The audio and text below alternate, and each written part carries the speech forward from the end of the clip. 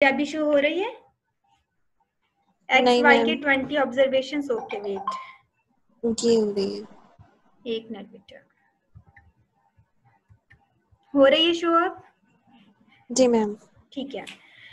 आपके पास यहाँ क्वेश्चन में जो ऑब्जर्वेशंस दी हुई हैं वो मैंने यहाँ पर इनपुट की हुई हैं। ठीक है, वेरिएबल व्यू में जाकर एक्स वाई मैंने नेम दिया, लेबल दे दिया, एज आपके पास गिवन थी इन ईयर्स में, आप चाहो तो लिख दो एज इन ईयर्स। ठीक है, ब्लड प्रेशर था आपके पास, आप चाहो तो पूरा लिख दो कि आपके पास कौन सा ब्लड प्रेशर गिवन है, सिस्टोलिक ब्लड प्रेशर। ठीक है, स्केल आपके पास कंटिन्यूअस स्केल है। ठीक है, आपने ऑब्जर्वेशंस इनपुट कर दी। ऑब्जर्वेशंस इनपुट करने के बाद आप क्या करोगे बेटा? स्क्रीन शेयर हो रही है आपके पास फाइल की? यहाँ पर स्टेप्स देख लो, फिर आप इसको जी परफॉर्म मैम। करना। ठीक है, क्या लिखा हुआ आपके पास? क्लिक। क्लिक किस पर करोगे? एनालाइज पर जाओ। ठीक है, एनालाइज पर जाएंगे आप लोग सब। सबसे पहले एनालाइज, क्लियर है बात? रिग्रेशन शो हो रही है ना स्क्रीन सबके पास? Yes ma'am. एनालाइज पर गए, रिग्रेशन पर गए, लीनियर पर क्लिक किया। ठीक है, डिपेंडेंट वेरिएबल इसमें आपके पास कौन सा है? Age in years and systolic blood pressure. बता सकते हैं आपके पास यहाँ पर डिपेंडेंट वेरिएबल क्या है और इंडिपेंडेंट वेरिएबल क्या है? मैम सिस्टोलिक जो है वो डिपेंडेंट है और एज इन ईयर्स जो है वो इंडिपेंडेंट है। Very good. ब्लड प्रेशर हमारी एज पर भी डिपेंड कर रहा होता है ना? Yes ma'am. ठीक है, आपने डिपेंडेंट वेरिएबल में ब्लड प्रेशर मूव करवा दिया। ठीक है, इंडिपेंडेंट वेरिएबल में आपने क्या मूव करवा दिया? Age in years. ठीक है, क्लियर है यहाँ तक बात? यही स्क्रीन मैंने यहाँ पर आपको शो की। ठीक है, अब आप किस पर क्लिक करोगे? स्टैटिस्टिक्स आपके पास यहाँ पर लिखा हुआ है, स्टैटिस्टिक्स पर क्लिक करो आप। ठीक है, किस पर क्लिक करोगे? स्टैटिस्टिक्स पर आपने क्लिक किया। एस्टिमेट रिग्रेशन कोफिशिएंट हमने फाइंड आउट करना है। ठीक है, एस्टिमेट पर आपने क्लिक किया, मॉडल फिट पर आपने क्लिक किया, कंटिन्यू कर दिया। ठीक है, क्लियर है बात यहाँ तक? Yes ma'am. नेक्स्ट आपने क्या किया? आपको प्लॉट भी चाहिए।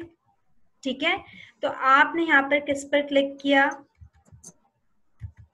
प्लॉट्स पर क्लिक किया। ये जितने स्टेप आपके पास लेक्चर में शो हो रहे हैं सब मैंने यहाँ पर क्लिक, यहाँ पर आपके पास विंडोज जो है वो शो की हुई है। ठीक है, click on the plots given the dialog box आपके पास ये अपेयर हो गया, जो मैंने आपको अभी सॉफ्टवेयर में भी दिखा दिया। वाई में आप क्या डालोगे? कौन सी वैल्यू मूव करोगे? Z predicted, Z residual. ठीक है, ठीक है बेटा, वाई में आप कौन सी वैल्यू डालोगे? जी मूव मैम। करोगे जेड रेजिडुअल। ठीक है, और एक्स में आप क्या डालोगे? वाई में आपने डाल दिया जेड रेजिडुअल, मूव कर दिया। एक्स में आपने कौन सा वेरिएबल मूव किया? Z predicted. ठीक है, यही काम हमने यहाँ पर किया। अब नेक्स्ट आप इसको क्या करोगे? कंटिन्यू करोगे। आपके पास यहाँ पर नॉर्मल प्रोबेबिलिटी प्लॉट पर क्लिक हुआ है, इस पर आप, यहाँ पर भी मैं क्या कर रही हूँ? क्लिक कर रही हूँ। ठीक है, ये सारी विंडोज मैंने आपके पास लेक्चर में शो की हुई है। ठीक है, कंटिन्यू किया आपने इसको, यहाँ पर आपने क्या कर दिया? ओके। ओके किया। अब जरा अपनी आ जाए आउटपुट विंडो पर। आपके पास रिग्रेशन का तमाम आउटपुट आ गए। फर्स्ट आपके पास क्या है? वेरिएबल एंटर्ड, कितने वेरिएबल्स आपने जो एंटर्ड किए। ठीक है, सेकंड आपके पास क्या लिखा हुआ है? Model summary. थर्ड आपके पास एनोवा टेबल आया हुआ है। फोर्थ आपके पास क्या आए हुए हैं? Regression coefficients. ठीक है, यही सब शो हो रहा है आपके पास। Yes ma'am. ठीक है, अब देखो जब आपने प्लॉट्स पर क्लिक किया तो आपके पास एक ये प्लॉट शो हो रहा होगा सबके पास, ठीक है। ये प्लॉट शो हो रहा है आपके पास, लाइन फिट हुई हुई है। अब लीनियर रिग्रेशन का आउटपुट देखो, फर्स्ट वेरिएबल आपके पास लिखा हुआ है, डिपेंडेंट वेरिएबल आपके पास क्या है, ब्लड प्रेशर, ठीक है। मॉडल समरी पर आ जाइए, आपके पास मॉडल समरी में क्या क्या दिया हुआ है, आर दिया हुआ है, ठीक है, आर स्क्वायर दिया हुआ है। आर आपके पास किसको शो कर रहा है बेटा, आर आपके पास किसको शो कर रहा है, कोरिलेशन को शो कर रहा है, सिंपल कोरिलेशन जो हम फाइंड आउट करते हैं, ठीक है। आर स्क्वायर आपके पास गिवन है, adjusted R square, standard R error, Durbin Watson एक टेस्ट है वो आपके पास शो कर रहा है, ठीक है। इस टेबल को देखते हुए आपने कमेंट किस पर करना है वो यहाँ पर मैंने मेंशन किया हुआ है। This table provides the R and R square values. The R values represent the simple correlation that is 0.967. ठीक है, अब आप इसको जो है more interpret कर सकते हो, which indicates a high degree of correlation. 0.967 means कि एज और ब्लड प्रेशर का कोरिलेशन क्या है, बहुत हाई है, स्ट्रॉन्ग कोरिलेशन, दोनों वेरिएबल्स आपस में क्या है, स्ट्रॉन्गली कोरिलेटेड है, ठीक है। The R square value indicates how much the total variation in the dependent variable. R square क्या शो कर रहा होता है कि कितनी वेरिएशन आ रही है टोटल वेरिएशन डिपेंडेंट वेरिएबल में, जो कि कौन एक्सप्लेन कर रहा है, बीपी, ठीक है। डिपेंडेंट वेरिएबल में टोटल क्या वेरिएशन आ रही है जो कि एक्सप्लेन कौन कर रहा है, इंडिपेंडेंट वेरिएबल एज, ठीक है। आर स्क्वायर क्या शो कर रहा होता है, इंडिकेट कर रहा होता है how much of the total variation in the dependent variable that is BP can be explain by the independent variable, ठीक है, जो कि एक्सप्लेन हो रही होती है इंडिपेंडेंट वेरिएबल के थ्रू। यहाँ पर आपके पास क्या था, 0.936 थी आर स्क्वायर की वैल्यू, तो क्या लिखा हुआ है, इन दिस केस 93.1 ये लिखी हुई है, ये वाली वैल्यू है एडजस्टेड आर स्क्वायर, ठीक है। तो क्या लिखा हुआ है, in this case 93.1% can be explain which is very large, ठीक है। हमारे पास जो वेरिएशन एक्सप्लेन हो रही है वो कितने परसेंट हो रही है, 93.1%, जो कि क्या है आपके पास, बहुत लार्ज है, ठीक है। सेकंड टेबल पर आ जाइए, सेकंड टेबल को आप किस तरह इंटरप्रेट करोगे। नेक्स्ट टेबल आपके पास क्या है, एनोवा टेबल, जो कि रिपोर्ट्स करते हैं how well the regression equation fits the data, जो कि क्या शो कर रहा होता है कि जो हमारी रिग्रेशन इक्वेशन है वो आपके पास गुड फिट शो कर रही है, या फिर जो है आपके पास इस डाटा पर जो हमने रिग्रेशन अप्लाई किया है वो गुड फिट है या नॉट गुड फिट है, ये आपको बताता है क्या, एनोवा टेबल, ठीक है। आपके पास यहाँ पर सिग्निफिकेंस वैल्यू दी हुई है, एफ कैलकुलेटेड दिया हुआ है, क्या लिखा हुआ है आपके पास बेटा, next, this table indicates that the regression model predicts the dependent variable significantly well. क्या शो कर रहा है, ये टेबल हमें शो कर रहा है कि जो रिग्रेशन इक्वेशन हमने यहाँ पर अप्लाई की है अपने डाटा सेट पर वो क्या है, significantly well. How do we know this, ये हमें किस तरीके से पता चल रहा है, हम किस तरीके से चेक करेंगे एनोवा टेबल को देखते हुए कि जो रिग्रेशन हमने अप्लाई किया है वो हमारे पास गुड फिट है या फिर गुड फिट नहीं है, ठीक है। तो क्या बता रहा है, indicates that the regression model predicts the dependent variable, dependent variable को आपका डाटा जो प्रिडिक्ट कर रहा है वो सिग्निफिकेंटली वेल है या फिर नहीं है, ठीक है। तो आप सिग्निफिकेंस वैल्यू को देखोगे, जिस तरह अभी मैंने प्रीवियसली नॉर्मेलिटी टेस्ट में आपको बताया, क्या देखोगे, अगर आपके पास ये सिग्निफिकेंस वैल्यू जो है क्या कहलाती है, पी वैल्यू, ये सिग्निफिकेंस वैल्यू आपके पास क्या कहलाती है, पी वैल्यू, ठीक है। ये वैल्यू क्या कहलाती है, पी वैल्यू कहलाती है। अगर ये वैल्यू आपके पास क्या है, लेस देन अल्फा है, अल्फा जब आप हमारे पास क्या होगा 0.05, ठीक है। यहाँ पर वैल्यू क्या लिखी हुई है 0.000000। अगर आप चेक करना चाहो कि एक्चुअल वैल्यू है क्या, ठीक है, तो आप इसको यहाँ पर भी जाकर चेक कर सकते हो। किस तरीके से, आउटपुट पर आ जाओ, सिग्निफिकेंस वैल्यू लिखी हुई थी एनोवा टेबल में, आप इस वैल्यू पर डबल क्लिक करो, आपके पास 0.000 लिखा हुआ आ रहा है, स्क्रीन शो हो रही है सबके पास? Yes ma'am. जी मैम। ठीक है, समझ आ रहा है ना? अगर आप डबल क्लिक करोगे आपके पास पूरी वैल्यू शो हो जाएगी वो। तो ये value which is less than 0.05, 0.05 से लेस है आपके पास वैल्यू, ठीक है, तो it indicates that the regression model statistically significantly predicts the outcome variable.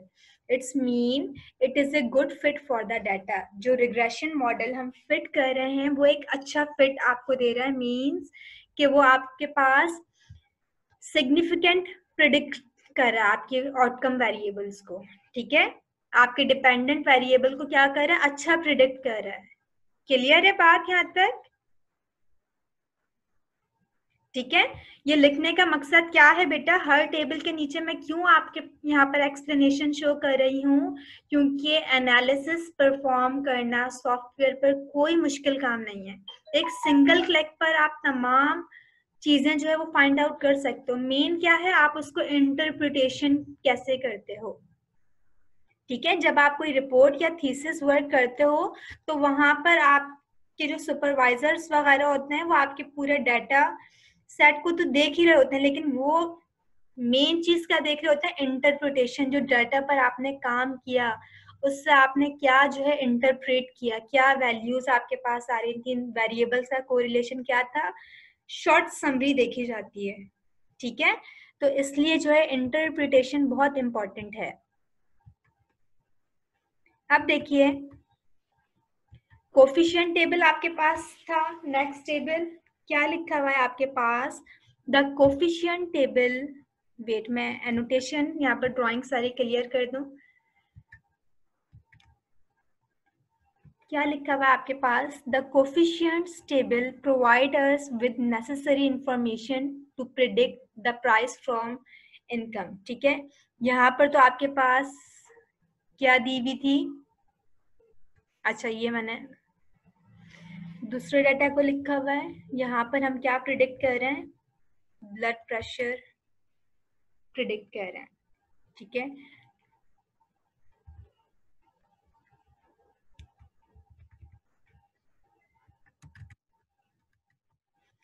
यहाँ पर हम क्या प्रिडिक्ट कर रहे हैं बेटा, क्या प्रिडिक्ट कर रहे हैं, यहाँ पर हम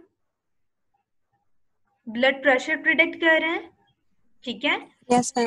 ठीक है, तो यहाँ पर मैंने क्या लिखा हुआ है, as well as determine whether age contributes statically significantly to the model. यहाँ पर जो वेरिएबल लिखा हुआ है प्राइस और इनकम, ये दूसरे डाटा सेट का लिखा हुआ है, तो इसको यहाँ पर चेंज मैं कर दूंगी, ठीक है, एज और ब्लड प्रेशर से, ठीक है। हम कौन से डाटा पर काम कर रहे हैं, ब्लड प्रेशर और एज का डाटा है, तो उस पर हम वर्किंग कर रहे हैं।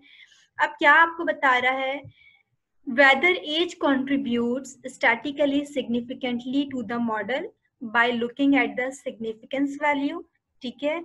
Further, we can use the values in the B column under the unstandardized coefficients. आपके पास दो चीजें लिखी हुई हैं, इधर देखिएगा, एक आपके पास क्या लिखा हुआ है अनस्टैंडर्डाइज्ड कोफिशिएंट, एक आपके पास क्या लिखा हुआ है स्टैंडर्डाइज्ड कोफिशिएंट्स, ठीक है। तो जब आप कोफिशिएंट्स चेक करोगे तो आप अनस्टैंडर्डाइज्ड कोफिशिएंट्स को चेक करोगे, ठीक है। मींस कि जो आप अपने रिग्रेशन इक्वेशन बनाओगे वो किसको देखते हुए बनाओगे, अनस्टैंडर्डाइज्ड कोफिशिएंट्स को देखते हुए बनाओगे, ठीक है। रिग्रेशन इक्वेशन आपके पास किस तरीके की होती है, लेट सपोज वाई और एक्स फाइंड आउट कर रहे हैं, तो इस टाइप की रिग्रेशन इक्वेशन होती है आपके पास, ऐसा ही है। Yes ma'am. डिपेंडेंट वेरिएबल यहाँ पर हमारे पास क्या है, ब्लड प्रेशर, ठीक है। आपसे क्वेश्चन में क्या कहा गया था, रिग्रेशन कोफिशिएंट्स फाइंड आउट कर रहे हैं, ठीक है, यही कहा गया था ना, यही कहा गया यस था मैम। ना। अब देखो वहां जब आप मैन्युअली फाइंड आउट करते हो तो आप ए का फॉर्मूला लिखते हो, ठीक है, ए कांस्टेंट होता है आपके पास, बी आपके पास क्या होता है, रिग्रेशन कोफिशिएंट होता है, ठीक है, फॉर्मूला यूज कर रहे होते हो ना वहां पर। यहाँ पर आपके पास टेबल में शो हो रहा है कांस्टेंट की वैल्यू आपके पास क्या है, डेट इज 112, जो कि मैंने यहाँ पर लिखी हुई भी है 112.31 प्लस कोफिशिएंट, कोफिशिएंट एज आपके पास इंडिपेंडेंट वेरिएबल है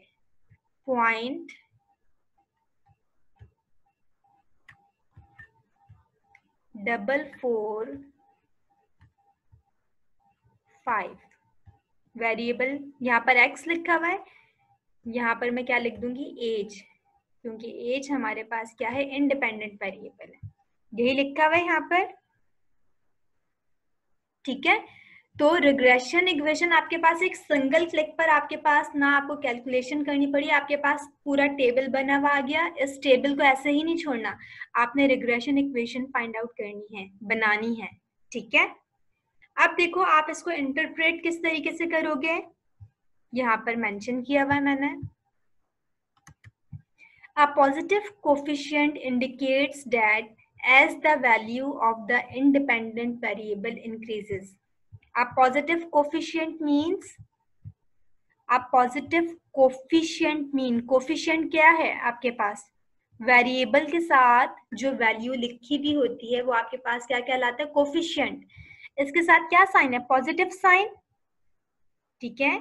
तो क्या लिखा हुआ है, a positive coefficient indicates that as the value of the independent variable increases, plus है तो it's mean increases, as the value of independent variable increases the mean of the dependent variable also tends to increase। और अगर negative sign होती तो वो suggest करती कि अगर वहां पर हम कोई वैल्यू लिखेंगे तो डिपेंडेंट वेरिएबल आपके पास क्या होगा, डिक्रीज होगा, ठीक है, क्योंकि जब हम कोई वेरिएबल प्रिडिक्ट करते हैं तो हम उस वेरिएबल की जगह वैल्यू पुट करते हैं, ठीक है।